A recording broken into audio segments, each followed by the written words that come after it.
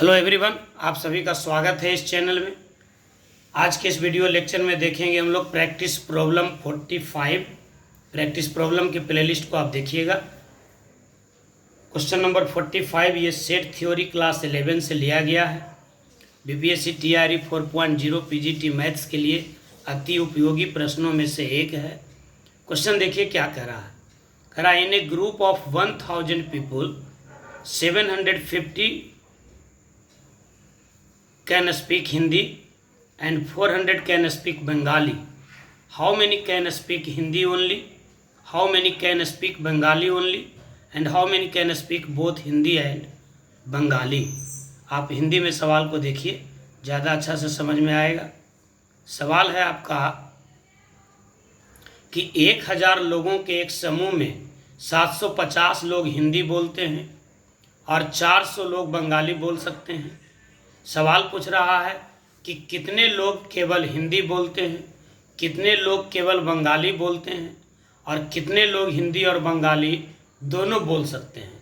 यानी 3 सवाल एक ही सवाल में है। तो इस सवाल को कैसे बनाएंगे? सवाल को बनाने के लिए सबसे अच्छा मेथड होगा वेन डायग्राम। कम से कम समय में आप इसको कैसे बनाएंगे, पहले आप डेटा को ध्यान में रख लीजिए। टोटल 1000 लोगों का समूह है, यानी 1000 लोगों पर ही ये सर्वे किया गया है, जिसमें 750 लोग हिंदी बोलते हैं, 400 लोग बंगाली बोलते हैं। यही 3 डेटा है, इसी 3 डेटा पर हम लोग काम करेंगे। आइए इस सवाल के सॉल्यूशन को देखते हैं। देखिए जो डेटा दिया हुआ था हम उसको पहले लिख लेते हैं। क्या दिया हुआ था? नंबर ऑफ पीपुल टोटल कितने थे? 1000। हिंदी बोलने वाले की संख्या को अगर हम NH से लिखते हैं तो हिंदी बोलने वालों की संख्या कितनी थी? 750। इसके बाद बंगाली बोलने वालों की संख्या को अगर हम NB से रिप्रेजेंट करें तो NB की संख्या कितनी थी? 400। और आपको फाइंड क्या करना था? आपको फाइंड करना है ओनली NH, यानी सिर्फ हिंदी बोलने वाले कितने हैं। फिर आपको फाइंड करना है ओनली NB, यानी सिर्फ बंगाली बोलने वालों की संख्या कितनी है। और आपको एक चीज़ और फाइंड करना है कि दोनों बोलने वालों की संख्या कितनी है। दोनों यानी कॉमन होगा, तो इसको लिखने का तरीका होगा NH इंटरसेक्शन B, ये निकालना है। तो सबसे पहले आपको निकालना चाहिए, ध्यान दीजिए, पहले सवाल का सॉल्यूशन कर लेते हैं इजी मेथड में, यानी वेन डायग्राम से यूज करते हुए सवाल को बना लेते हैं। इसके बाद फार्मूला यूज करते हुए भी इस सवाल को हम बनाएंगे। तो देखिए सबसे पहले हम इसको यूनिवर्सल सेट से रिप्रेजेंट कर दिए। ये बताता है टोटल को, तो टोटल कितने थे? 1000। ये यूनिवर्सल सेट हो गया। मान लीजिए कि ये हिंदी बोलने वालों का सेट है और ये बंगाली बोलने वालों का सेट है। इसको हम कह दिया H, इसको बोल दिया B। तो सवाल बनाने के लिए शुरुआत कहाँ से करना चाहिए?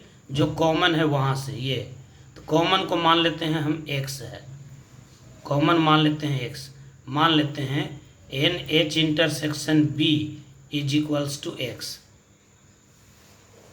अब देखिए हिंदी बोलने वाले कितने थे? 750। यहाँ देखिए हिंदी बोलने वाले कितने थे? 750। तो हिंदी वाले बॉक्स में कितना हो जाएगा? हिंदी वाला बॉक्स देखिए ये टोटल है, जिसमें पहले से X है, तो ये हो जाएगा आपका 750 माइनस X, क्योंकि हिंदी टोटल है 750, तो माइनस X और प्लस X कैंसिल होगा तो बच जाएगा 750। बंगाली बोलने वाले कितने हैं? 400। तो बंगाली बोलने वालों के कॉलम में कितना होना चाहिए? 400 माइनस X। अब ये टोटल हो गया जो कुछ ना कुछ बोलता है, यानी इन सब का जो समेशन है वही कितना है? 1000। तो आपका सवाल बन गया। कैसे बन गया सवाल भाई? देखिए 750 minus X plus X plus 400 minus X is equals to क्या होना चाहिए? 1000। ये X से X काट दीजिए तो 750 प्लस 400 कितना हो जाएगा? 1150 minus X is equals to 1000, यानी X इज इक्वल्स टू क्या हो जाएगा? 150। 1150 में से 1000 घटाएंगे तो ये एक आंसर आ गया। ये किसका आंसर मिल गया? ये दोनों बोलने वाला यानी H इंटरसेक्शन B, यानी हिंदी और बंगाली दोनों बोलने वालों की संख्या 150 हो गया। अब पूछ रहा था कि सिर्फ हिंदी बोलने वाले कितने हैं, NH निकालना है। तो सिर्फ हिंदी बोलने वाले यही था 750 माइनस एक्स यानी 750 और माइनस एक्स यानी 150 यानी 600। फिर क्या था, सिर्फ बंगाली बोलने वालों की संख्या, तो ये कितना था 400 माइनस एक्स यानी 400 माइनस 150 यानी 250। अब आंसर आप मिला लीजिए। देखिए आंसर क्या हो गया। सबसे पहले आपको क्या पूछा गया था कि how many can speak Hindi only, तो हिंदी ओनली के लिए कितना था आपका 600। How many can speak Bengali only, Bengali only कितना था 250।